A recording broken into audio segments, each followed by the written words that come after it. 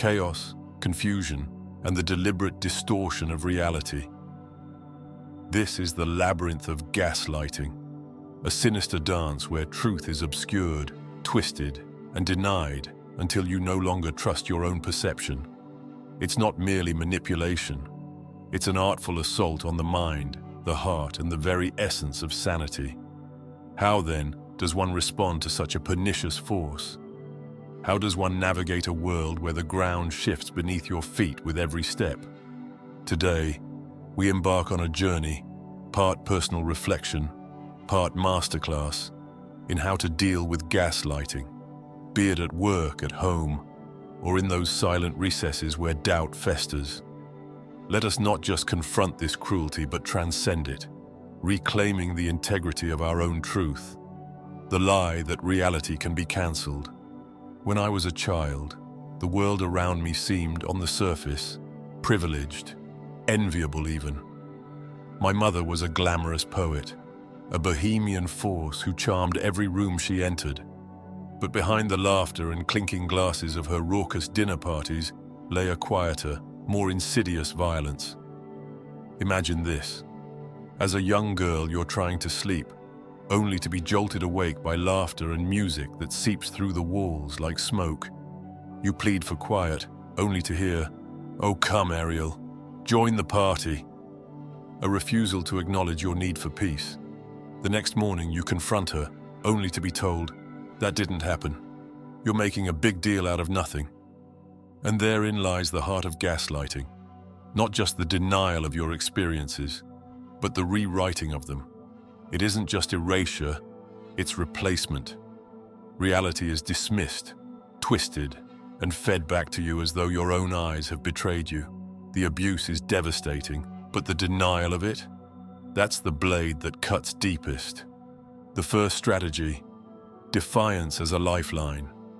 When I was a little girl, I wrote a story about running away from home. My mother read it and demanded, "Change it, it isn't true." But I didn't change it. I stood firm, my small hands clutching the pages as though they were shields against her words. Defiance was my salvation. Gaslighters thrive on compliance, but defiance is their kryptonite. When someone tries to alter your truth, say, "No, this is what I know to be true. It isn't easy, but it's vital. Trust your reality." Defiance isn't stubbornness, it's survival. It's the declaration that your mind, your truth, belongs to you and no one else. The second strategy: let go of accountability. Years later, I tried to address the pain of my childhood. I sat across from my mother in a Japanese restaurant and said, for the first time, "Child abuse." I said it lightly, almost playfully, so as not to provoke. Her response? "What about mommy abuse? No one talks about that." In that moment, I understood something profound. Accountability was never coming. Logic and reason would never prevail. This realization freed me. You see, gaslighters are incapable of genuine accountability.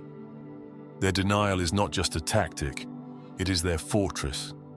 Stop expecting them to validate your pain. Stop hoping they'll say, "You're right." Letting go of this expectation is not surrender, it's reclaiming your power. The third strategy: release the wish for change. There's a seductive hope in thinking, if only they see what they're doing, they'll stop. But gaslighters are not operating in the realm of reason. Promises are broken, words are hollow, the ground beneath your feet shifts again and again. So you must release this wish. Accept that the gaslighter's world is not your world. It is a mirage, a place of shifting sands and unstable truths. Instead of engaging with their chaos, focus on your own center, detach not from people but from their distortions. This doesn't mean becoming cold or indifferent. It means recognizing that their denial does not define you. The fourth strategy: healthy detachment. As a child, I learned to detach in order to survive.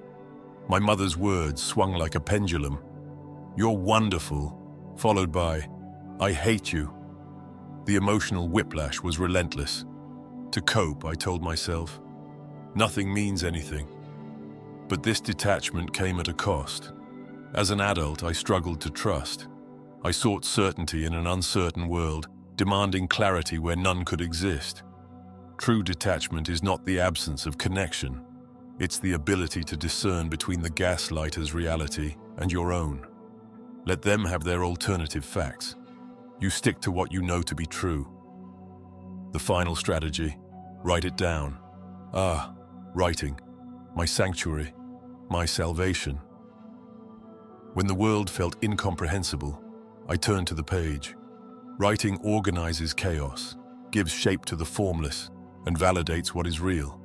It doesn't matter if anyone else reads it. The act itself is redemptive. Each word is a defiance against erasure, a testament to the reality that gaslighters seek to obliterate. Ironically, it was my mother who championed freedom of expression, who instilled in me the tools I would use to survive her. By writing, I reclaimed my voice, and in doing so, I discovered a third option beyond the despair she predicted. Not murder, not suicide, but transformation, the art of responding. Gaslighting seeks to steal your voice, your truth, your confidence. Responding isn't about winning, it's about staying anchored in yourself. Narrate the scene, describe what's happening. Use phrases like, "I hear you, but this is my experience." Don't fight to convince them, fight to affirm yourself. Speak lovingly, even in conflict. There's nothing we cannot say with grace. This isn't for their benefit, it's for yours. To remain dignified, composed, and true is the ultimate triumph over manipulation, the redemption of truth. And so, my dear friends, we come full circle. Gaslighting is an insidious force, but it cannot extinguish the light of truth, not if you nurture it. Stay defiant, let go of expectations, detach with love. Write your story, even if no one else believes it. In the end, your truth is yours alone, and no gaslighter, no matter how cunning, can take it from you.